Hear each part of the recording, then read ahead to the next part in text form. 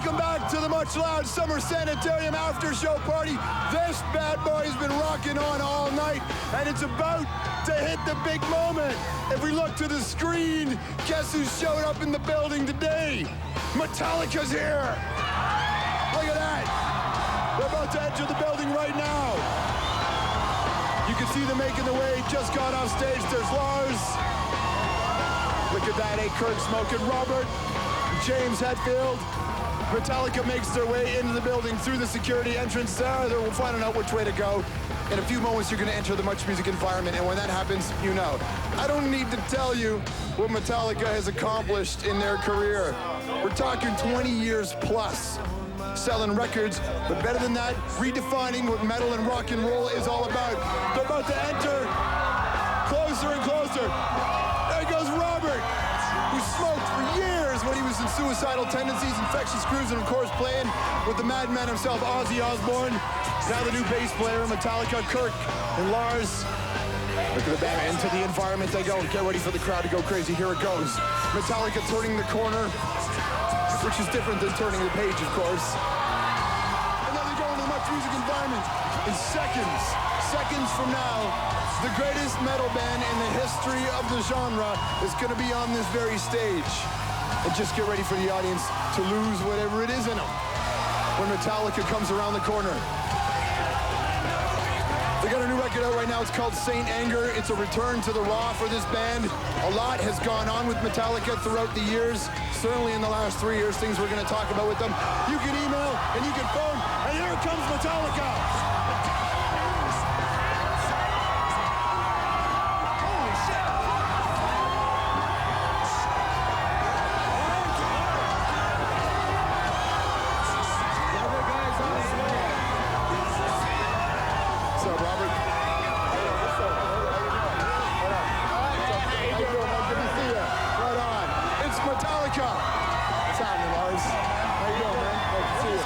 This is insane, huh? Did you expect something like this? This is totally insane. Let me guess, this is what all the after parties are like, right? I thought we just got off stage. Are we supposed to sit on our asses? You can grab a seat, absolutely. Grab a seat.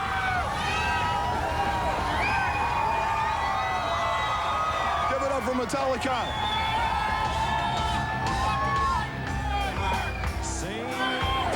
Now, how did this go? Wow. How'd the show go tonight?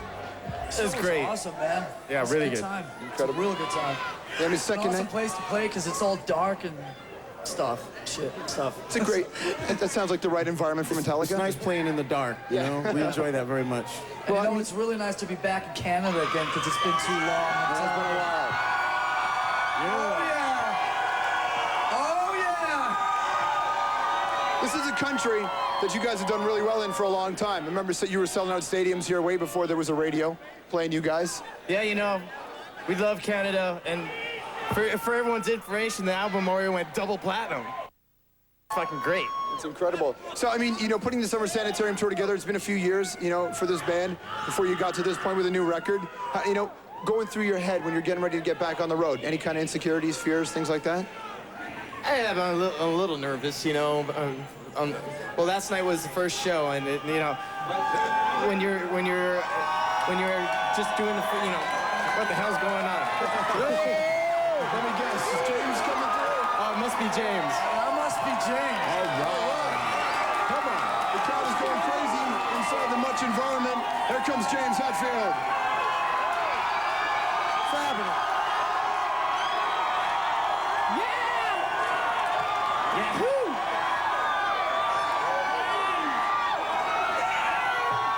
Welcome. What's going on, James? Hey, we're here. We made it. We made it, What's man. going on, man? All right. Did you get stuck in traffic or something? Damn traffic. Lagging behind. Yeah, we're here. Hey, good to see you. For everybody, introduce the new guy. Yeah, boy. This is our newest family member. With lots of love and respect, I introduced Robert Trujillo. Yeah. Ooh. Yeah. Thank you. Perhaps the most difficult job in the world of music is to be a new guy in Metallica. How did this come to be? I mean, you know, it's a tough job. Well, I had to swim 100 miles, and then I had to run 150 miles, and I had to do 350 push-ups. It was a very physical task. It's probably still safer than some of those big pitch shows you played with Suicidal Tendencies, though, wasn't it? Kinda. Now, I've known these guys for a while. Suicidal Tendencies, we toured with them in 93, 94, and, you know, I've known them since then, and I came in, and we got along, and we're having a great time. It's a new beginning for us. It's awesome. I mean, for you guys, there is a great challenge, especially because you've been, you know, Jason for so long. You know, to be in this situation, you know, it was different for you, obviously, and you didn't have him on the record. You went easy on him, though, this time, didn't you? Well, it's also, you gotta remember, we're in a very different place than we were 15 years ago when we asked Jason to join Metallica. He walked into a very, very difficult situation following Cliff's untimely death, and you know, we're in a different place now, and obviously we don't need to deal with all that juvenile stuff that we dealt with 15 years ago, so now we welcome Rob into the family with open arms and open hearts and all that good stuff. Nice. I mean, talk about the last 3 years. I mean, the last 3 years have been very unique for your band because you guys have just been a machine on the road, playing shows, putting out records. You know, it's been different. Well, yeah. Metallica doesn't do anything half-assed, you know? It's like, even,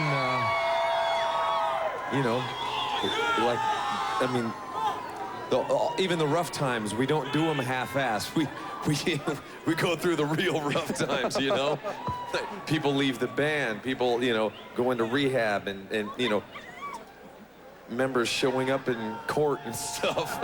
But through all of that rough stuff, we, you know, when you walk through the fire, you come out the other side stronger, and you've grown, you've learned from it, and especially through those rough times, I think we looked for friendship even deeper in each other, which helped us, you know, battle on. So, you know, we'll talk about the way the relationship has grown. You've been together for so long, and then, like we talked about, when you came out of rehab and you came back with the guys, what's important to note is you didn't get right back and start playing. You needed to work on your friendships and work on your personal relationships. So it was just talking. Yeah, we needed to reconnect and rediscover the reasons why we were playing music together, and, you know, we needed to just reconnect as friends and as brothers on all sorts of different levels, and that was really important before we even started to start playing music together. I mean, but once we did, and once we started playing music together, it was amazing. It was an amazing outpouring of creative energy, and we were just revitalized. I mean, Lars, you reached a point with this band where you thought maybe it's over, right? There were times in the fall of 2001 where I was not sure which way it was going to go. But, you know, me and Kurt stuck together and stuck it out and hoped for the right thing. And James came back, and like Kurt was saying, we spent a lot of time just re-getting to know each other and kind of starting from scratch and sort of patching up a lot of things from the past that we'd never dealt with. And so when we finally started making music again, like Kurt was saying, it just started at a whole different level. It was awesome. We'll talk more about, I mean, the last things have been going on the last little while, but let's just talk about Saint Anger. Sorry, I just had to stop and change the subject. This is really cool.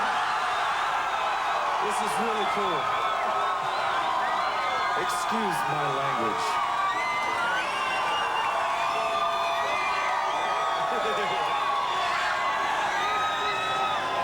Forgive me for such language. Dude, I've said much worse. It was the Saint Anger part of me. It's supposed to be a happy anger. It is. Check it out. Well, yeah, Saint Anger is the sound of Metallica when we're happy. When we're feeling good about each other, about what we're doing, we play with energy. We play with life, you know, and Saint Anger, I think, is filled with life. And there were just moments captured in the studio. We weren't worried about mistakes, weren't worried about the perfect sound, you know, polishing all the character out of things. We went with the moments, and the moments showed up in Saint Anger. And that's a difference for this band to just, and for a lot of bands to just be able to let go and say, play the record, man. just play the songs and don't spend too much time worrying about it. Did you feel like over the last few albums that maybe you had focused too much on the other side? I think a couple of the records in the 90s, they got a little overproduced and a little kind of overthought and a little too anal, and I think we squeezed too much of the kind of their character and the life out of it. So when we came back with Saint Anger, we really wanted to capture the essence and a kind of an organic element of what this band is all about, which is just four guys playing music, you know? And, you know, I gotta say that when we talk about those dark times a year and a half ago, they seem like out here right now, I gotta say that. Seems like a long time ago. Yeah!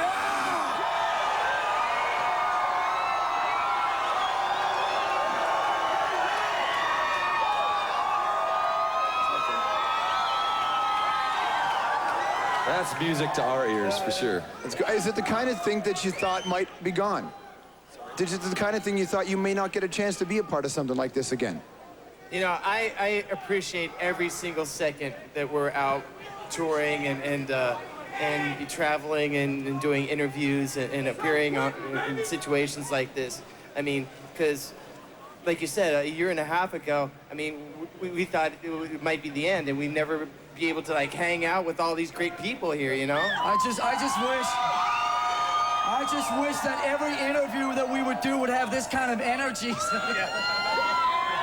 You know you can come back whenever you want. Okay, these are the moments that you bank. You take them, and, you know, when you're going through a rough time, you know they're going to get better. What did it take for you to give these guys a call and say, look, I have to go away? And moreover, what did it take for you to say that to yourself?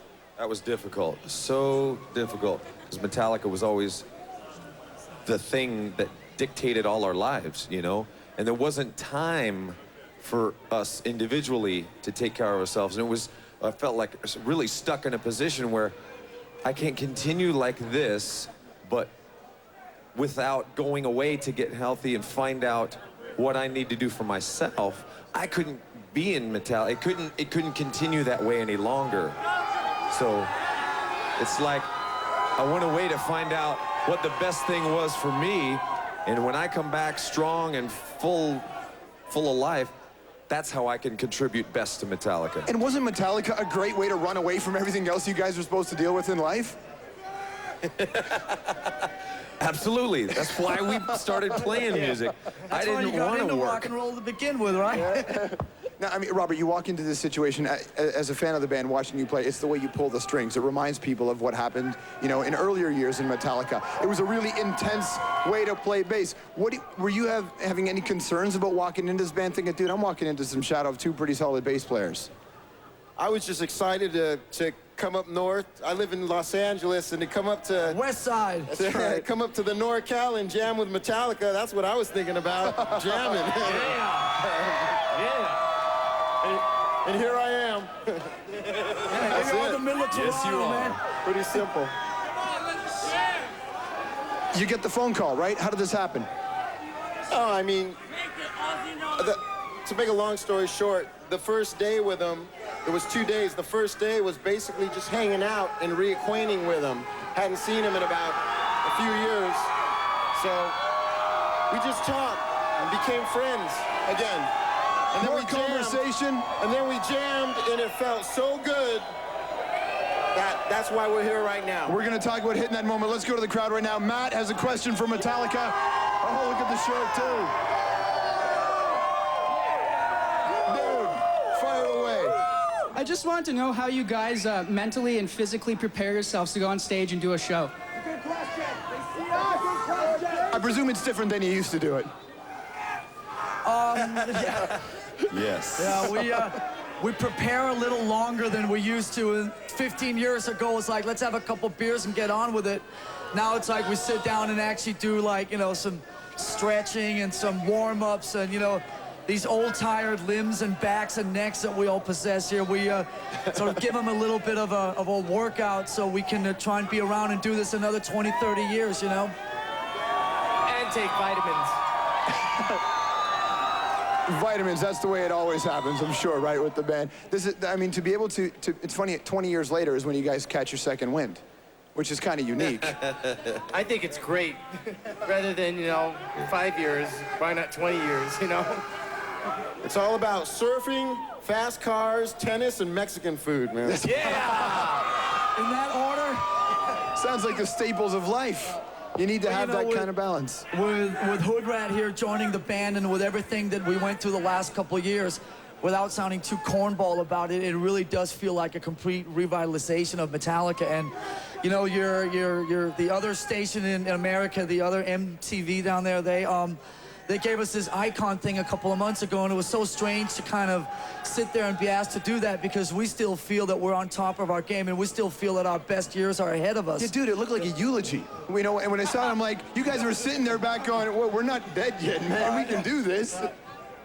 There was some fear of here's your gold watch, go lay down, Nice. No, Go right into was the fucking extremely- sunset. Yeah, extremely cool to be up there. We took the word icon and changed it. We wanted it to be, here's some people who you have inspired, and by seeing that, we got inspired back. It was really cool. All right, everybody out here, don't go anywhere because we're coming back up. But for now, why don't we head inside? Yeah! Inside. Everybody, are you ready? Come on down, fellas. We will be back. It is, of course, the much loud Summer Sanitarium After Party. You have a chance to get involved, so make sure you send an email, get on the phone, and give us a call. Come on, man. How many times do you have the opportunity to talk to the guys in Metallica? On the Summer Sanitarium Tour, they play tonight in Toronto. There's some old school, eh? Metallica!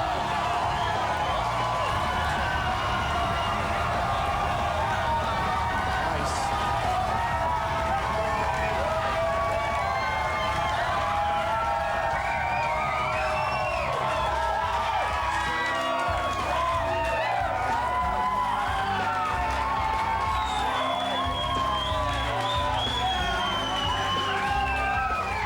So when you guys You also go get to hang out inside, right? yeah, dude, we have both kinds of music over here, right? Country and Western. We can come in and we can come out.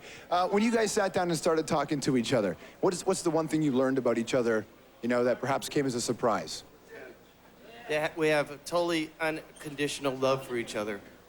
And I mean that. Was that the surprise? Was it the kind of thing where you weren't sure? I mean, you were the one that, were alone when you went to rehab, right? Yeah, it was, feeling alone my whole life, really, because of, not really feeling okay with sharing, that, hey, there's times when I'm scared of stuff, or there's times when I don't feel so good, and I'm supposed to feel good, and people coming up and asking for things, and you're supposed to give, and, what about, taking care of myself? I was way down on the list of priorities, I think discovering all of us are a little insecure sometimes about different things. And it's okay to share them with each other, because you can help each other through those times. Did you ever think you'd be saying this kind of stuff? Well, before it would be, if you shared anything like that, it would get stomped on, or it would be like, oh my God, you wuss, or whatever, that kind of stuff, Well, look at him, eh? He's the one reacting. Did you go through that, Kirk? I just got really emotional right now. Tito, get him a tissue. It's not going to turn into that kind of band, is it? Hopefully not. It'll be the Jacksons in a few years. No, it's just really cool to be able to be that way with each other now. And we're sitting there looking at other bands going, man, check them out. I mean, they're high-fiving, they're doing all this stuff together, and it looks like they're having such an awesome time. Is there something wrong with us, or what's going on? Are they full of stuff, Or can you say, well, anyway. Yeah. What? Okay, are they full of shit? Or are we just missing out on something, And it was, sharing struggles with each other. I mean, it's, with the death of Cliff, you guys went right back out on the road. So you didn't get a chance to grieve, in the way that I think a lot of people do. Also, you gotta remember back then we weren't capable of doing that because we were, 22 years old, and the only way we knew how to deal with anything was jump in the bottom of a vodka bottle and just drown our sorrows. And so at that time, we just weren't equipped to deal with it. So you gotta kind of let nature take its course. And when you get to a point where you're ready to deal with those issues that are unresolved and all that stuff that you've never really taken on, it'll happen. And in some way, you know, Jason leaving the band, that was the time out that we needed to sit down and deal with stuff for the first time in 20 years of Metallica. Everything in Metallica had been moving so fast. Albums, tours. We never slowed down long enough to just go, hey, wait a minute, how are we doing? What's going on here? And to be able to come out on the other side of that, this reinvigorated, and have a record like this and have Rob in the band and so on, is just an awesome thing. Something we talked about earlier was the fact that, you know, with Jason for all those years, there were some great moments and all, but there wasn't that ultimate connection, was there? Some things were missing. That we're getting way deep here. I gotta know, man. Not the show. I don't care if you wear boxers or briefs. I want to know about this. Well, it's easy. I mean, hindsight is always easy. You know, it's easy to say, oh, that was that, or that could have been better, or that. But it was as good as it could have been, or it was as good as it was supposed to be. You know, there are no accidents. There are no kind of coincidences or whatever. Things are happening for a reason, and that was how we were at that time. That's how we connected, and that was as much as we knew. Who got the call from Jason, or management, or who made the call? We got summoned to a meeting at a hotel room. I mean, we knew what was coming. I mean, it'd been 6 months, nobody had spoken to him. James and Jason had a couple, you know, spats, and I mean, we knew what was going on. It was just a matter of like, were we able to sort of give it another chance? We asked Jason and said, look, can we give this a shot and try and work it out? And he had already made his decision. But, you know, in retrospect, I mean, the kind of the sad thing about it is that, you know, Jason lives for music, and we never really gave him a chance to be part of the Metallica experience. He never really had a creative voice in Metallica, and so he had to go elsewhere to get that fulfilled. And then when he went elsewhere to get that fulfilled, he was told he couldn't do that, so he was sort of caught in this limbo. And of course, you know, I'm amazed he didn't leave earlier in retrospect, really. Was it you guys who told him he couldn't do it? Yeah, pretty much, collectively, yeah. Well, there was just like kind of this unspoken word that Metallica would look weak if people were looking for side projects. We'll get more into that in a sec with the guys and talk about Robert. Something that's interesting that happened in the DVD that you can find on St. Anger. But first, let's go to the audience right now. We got a question over here. Who's got the question for the... There you go. Fire away, man. I was wondering what was going on in your lives at the time to bring forth the transition from Load Reload to St. Anger. And I was wondering if you could sign my CD, too. That's not an easy question. I mean, you got to remember, you're talking about a period of, what are you talking about, 7, 8 years? I mean, that's a lifetime for some bands, you know? So, I mean, I think, you know, the great thing about the success that we've been fortunate enough to achieve is that we feel that it kind of buys us freedom to do whatever we need to do. We don't feel that we really have to answer to anybody. We feel that Metallica has always been a very internal thing.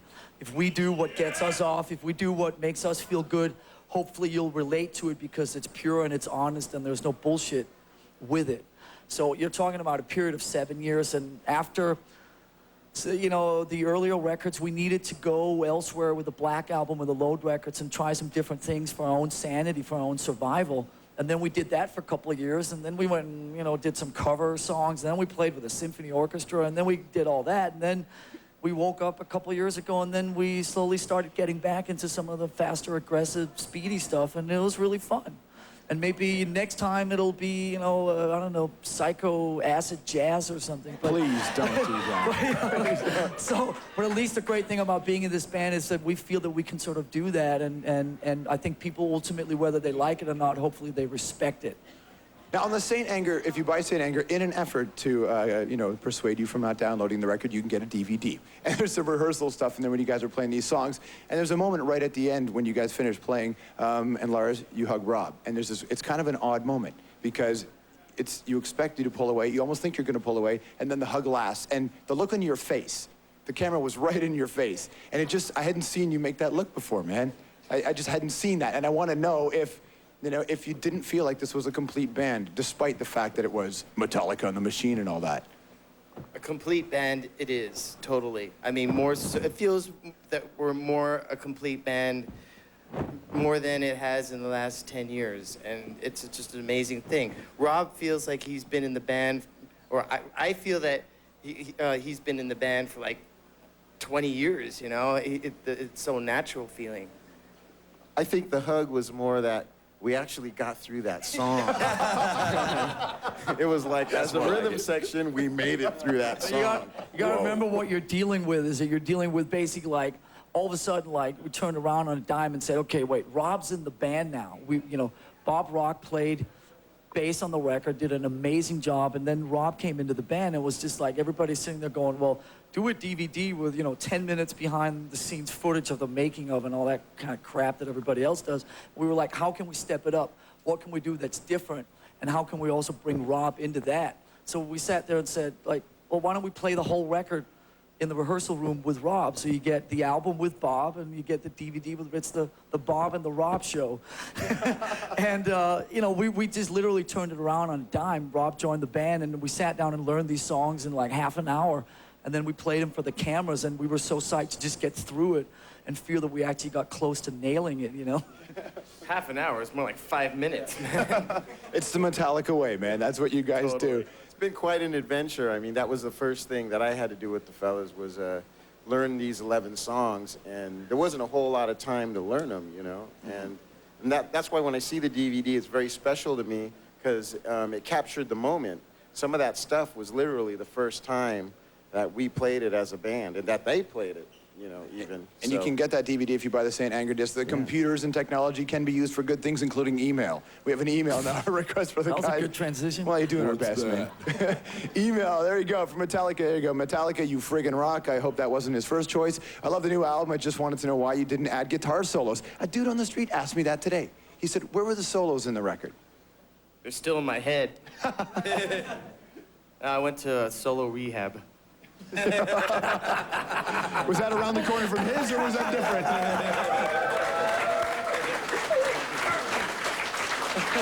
More with the guys in Metallica. This is the Much Loud Summer Sanitarium After Party. We'll be right back.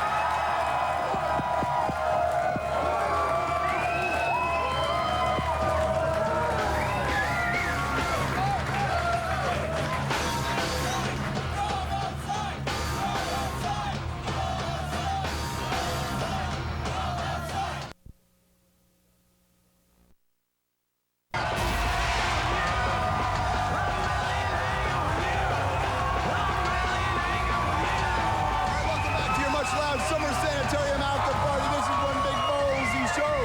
It's Metallica.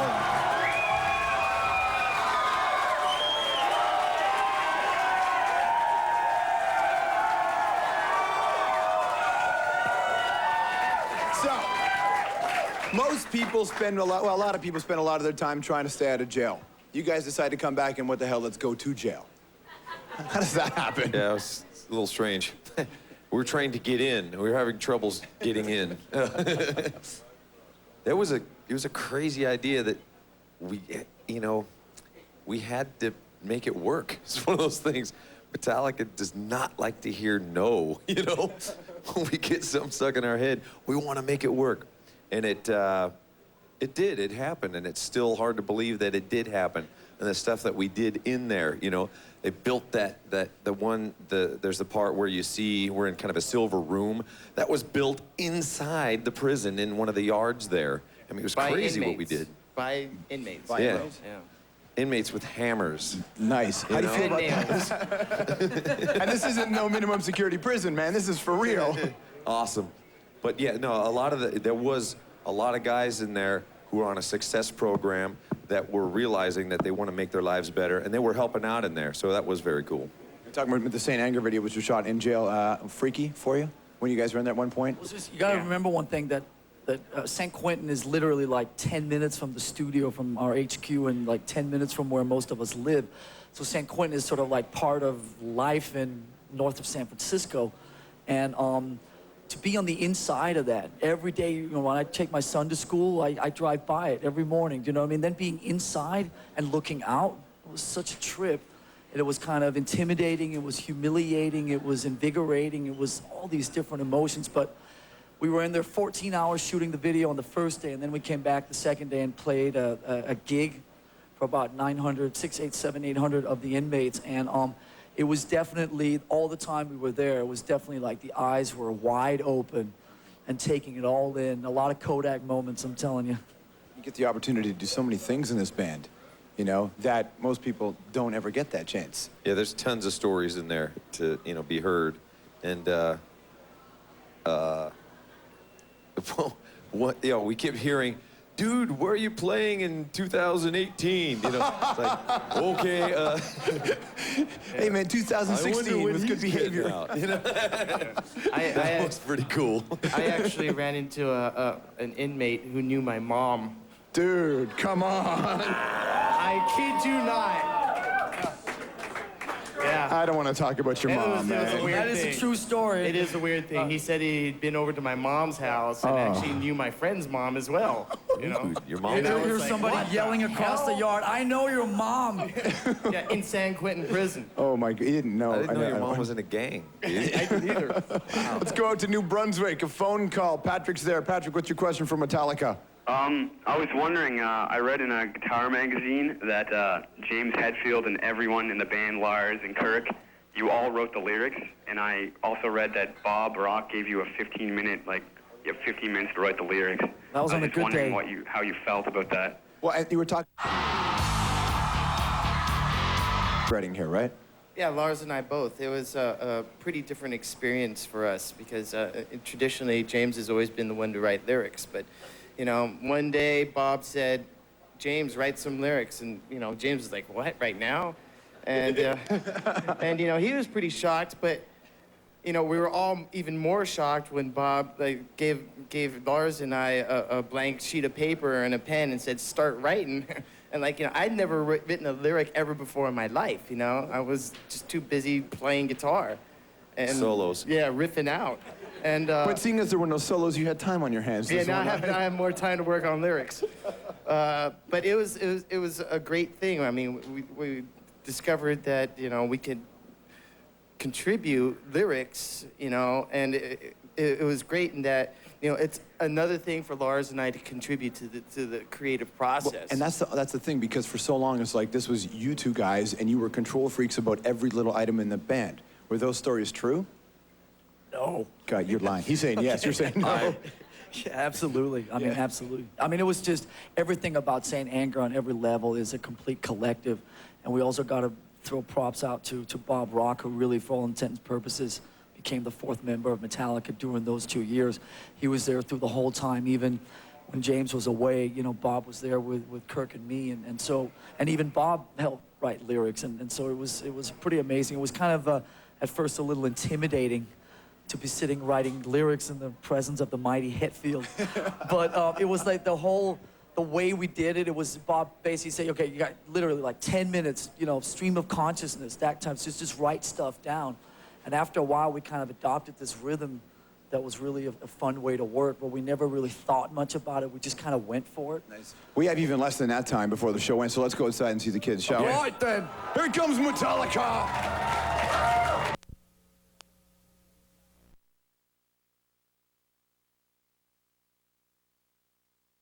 Vitamins. Vitamins, that's the way it always happens, I'm sure, right, with the band. This is, I mean, to be able to it's funny, 20 years later is when you guys catch your second wind, which is kind of unique. I think it's great. Rather than, you know, 5 years, why not 20 years, you know? It's all about surfing, fast cars, tennis, and Mexican food, man. Yeah! In that order, Sounds like the staples of life.